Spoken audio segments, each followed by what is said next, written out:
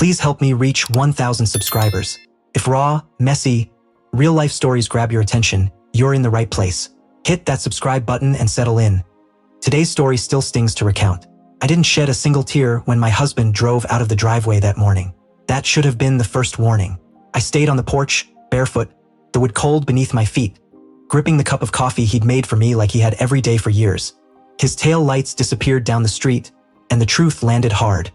I hadn't even given him a proper goodbye. No kiss, no hug, just a half-hearted, drive safe.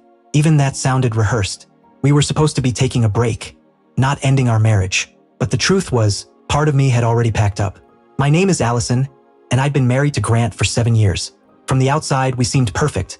Our college love story full of inside jokes, shared movie tastes, a calm steadiness he brought to my life. Maybe too much calm. Somewhere along the way, comfort had morphed into a dull ache. Predictability can feel like home or a cage. I never intended to fall for anyone else. I never even imagined I could. Then Derek arrived, our new art director. He was the opposite of Grant. Chaotic, brilliant, magnetic, unpolished, unpredictable. And he saw me, not the wife, not the dependable employee, but the part of me craving risk and thrill. It began innocently. Teasing, shared lunches, moments when our eyes lingered just a fraction too long. Nothing physical, nothing wrong. At least that's the lie I told myself. I started wearing lipstick again, buying 2 coffees in the morning, checking his Instagram stories at midnight like a teenager. Then came the night that shifted everything. We stayed late finishing a campaign. Rain hammered the office windows while everyone else left. He opened up about his divorce, the loneliness that nearly swallowed him. I admitted how numb my marriage felt, how I sometimes wished something would jolt me awake. And then he kissed me. Gentle, tentative, questioning. I didn't pull away. I didn't stop it. That moment lit a fuse. Suddenly, there were late-night drives, cheap motel rooms, deleted messages, a version of myself I barely recognized. I pretended I was figuring things out, testing my marriage by comparing it to the thrill Derek offered. But I knew exactly what I was doing. I wasn't confused. I was cheating. Grant noticed the shift. He tried harder. Flowers, surprise dinners, real efforts to reconnect. Every gesture felt like watching someone fight for a relationship I had quietly abandoned months earlier. One evening, his voice steady and heartbreakingly calm, he said, "I don't know what's happening, but I'm not giving up on us. Let's take a weekend apart to reset." I agreed, not because I wanted to try, but because I didn't have the courage to end our marriage myself. When he drove away with his suitcase, I was already thinking about Derek. But when the house fell silent, something unexpected happened. I anticipated freedom, relief, excitement. Instead, I felt hollow. Derek texted, "Come over tonight." I typed yes, then stared at the word like it belonged to someone else. At his apartment, everything was the same. The adrenaline, the grin, the charm. But suddenly, I noticed all the things that weren't there. He didn't ask about my day. He forgot the small details, my favorite wine, my cat's name, how I took my coffee. Being with him wasn't life. It was escape. That night, sitting alone in his kitchen, I cried for the first time in months. The next morning, I didn't message him.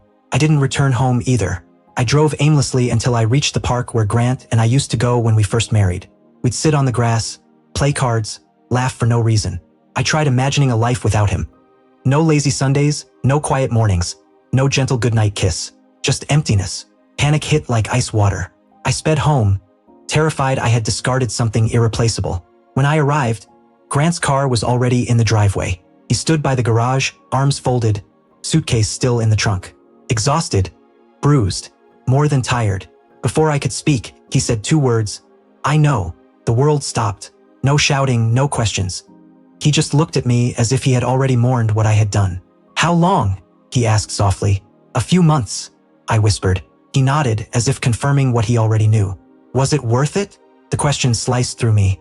"No," I admitted. Derek wasn't worth destroying my marriage. He wasn't worth losing a man who chose me every single day. "I don't know what I want anymore," I finally confessed. Grant gave a small, broken smile. Then he got back in his car, not to unpack, but to leave. I stood there, watching the man I had always assumed would be in my life forever drive away for real. And then the tears came, not because he left, but because I let him go, because I ruined something I didn't realize I still needed until it was too late. The weeks that followed were mechanical. Messages about bills, quick acknowledgements, nothing human. Derek tried reaching me, but every text reminded me of my own stupidity. I ended things with him. No fight, no argument, just a shrug. That hurt differently, realizing I had given up my marriage for someone who never cared. Months of therapy, guilt, and quiet reflection followed. I never asked Grant to return. I didn't deserve it. Almost a year later, he knocked on my door. Stronger, calmer, healed. He handed me an envelope containing old photos. Camping trips, beach days, weddings, pieces of a life I had shattered. I couldn't throw them away, he said. And I don't hate you. I just needed space to be whole again. Tears blurred my vision. I'm glad you're doing better, I whispered. Me too, he replied softly. He turned to leave, and for a moment, I glimpsed a version of us that might have survived. Communicating, fighting for each other, cherishing one another. But that version didn't exist anymore. That is the cost of betrayal. You don't just lose love, you lose the right to deserve the love you destroyed.